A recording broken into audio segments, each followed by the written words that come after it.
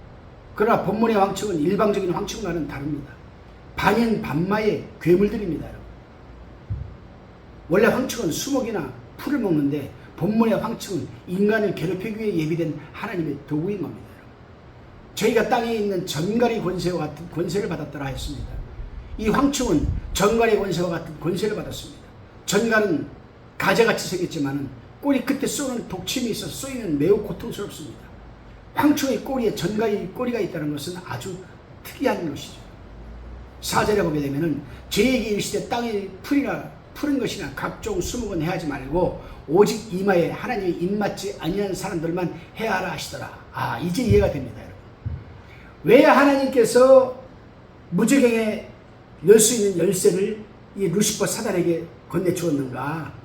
그래, 여러분, 사단도요 하나님에게 쓰임받기 위해서 존재하는 겁니다. 사단. 이 세상에 사명 없이 살아가는 생명체는 하나도 없어요. 다 사명이 있습니다. 사단도 마지막 때 하나님께 쓰임 받으려고 잠시 동안 무지개 속에 갇혀 있었지만은 이제 풀려나는 겁니다. 너희들은 할 일은 뭐냐? 너희들은 황충으로 나와가지고 인간들이 마지막으로 버티고 살아갈 풀이나 푸른 것이나 각종 수목은 해치지 말고 오직 이마에 하나님의 입맞지 아니한 사람들만 해하라 하시더라. 믿지 않는 자들만 너희는 해쳐라, 이 말이죠. 이때를 위해서 이들이 기다렸던 거예요. 또 이때를 위해서 하나님께서는 잠시금 무적에게 권세를 여는 열쇠를 주신 겁니다. 일반 황충은 식물을 먹어 치우는데 이 황충은 땅의 풀이나 푸른 것이나 각종 수목은 해하지 말고 오직 이마에 하나님의 입맞지 아니한 사람들만 해하라는 사명을 받습니다. 이것은 이 재앙이 비록 마귀적이긴 하지만 하나님의 주권적인 통제 밑에 있음을 시사하는 겁니다. 이 황충들은 이마에 하나님의 일을 가진 믿는 자들은 해하지 못하고 믿지 않는 불신자들만 해야 하는 권세를 받은 겁니다. 그렇습니다, 여러분. 지금은 우리 믿는 자들이 땅에서 특별한 혜택을 보지 못하는 것처럼 보이지만 환난 시대에는 믿는 자와 믿지 않는 자를 확실히 여러분 혜택을 받는 자와 혜택을 받지 못하는 자로 구분되는 것을 우리는 알 수가 있습니다. 감사하죠. 축복입니다. 지금 힘들더라도 버티십시오. 이겨내십시오. 제가 지난 월요일서부터 제가 집회를 다녀왔는데 참 그 목사님이 믿음이 대단하더라고요. 생명수샘 교회를 진 이름을 물어보니까 참 생명수샘에는 하나님께서 우는 자 눈물도 씻겨주시고 그래서 우리 교회 오는 사람들은 눈물이 싹 씻겨져 그런 교회가 되고 싶어서 지었다. 목사님 주님 오신 날까지 그 믿음 지키십시오. 제가 그랬습니다. 아멘. 그렇습니다. 여러분. 애굽의 재앙 때에도 파리나 메뚜기가 이스라엘 사람은 괴롭히지 않고 애굽 사람만 괴롭혔습니다. 제가 말씀을 잘못 드렸습니다. 제가 이번에 집회 갔던 진천이고요. 제가 그 생명수샘 교회는 목포였었습니다. 여러분. 그래요. 애굽의 재앙 때에도 파리나 메뚜기가 이스라엘 사람은 괴롭히지 않고 애굽 사람만 괴롭혔습니다. 출애굽기 보면 나오잖아요. 애굽 사람이 있는 데는 어둠이 내렸고 하나님의 백성들은 환하게 빛이 비쳤습니다. 지금 그러한 상황들 지금 여기 계속해서 다시 펼쳐지는 거예요. 그러니까 우리가 구약은 앞으로 오실 예수 그리스도에 대한 예언이고 모형이고 신약은 구약에 예언된 모형이었던 예수가 실제적으로 옷을 성취시켰다. 이 말씀이 바로 이게 신구약 통일입니다. 하나님께서는 애굽에 10가지 재앙을 내린 것은 앞으로 이 땅에 내릴 재앙을 미리 모형적으로 보여주신 거예요. 사랑하는 성도 여러분, 하나님은 자기를 섬기는 자와 자기를 경외하고 존경하는 자를 소중히 여기시고 여러분 또 지켜주시고 보호하신다는 이 사실이 여기서 나타나는 것 아니겠습니까? 하나님의 섭리에는 분명히 3가지가 있습니다. 인도하심, 보호하심, 통치하심 분명히 나타나는 거예요.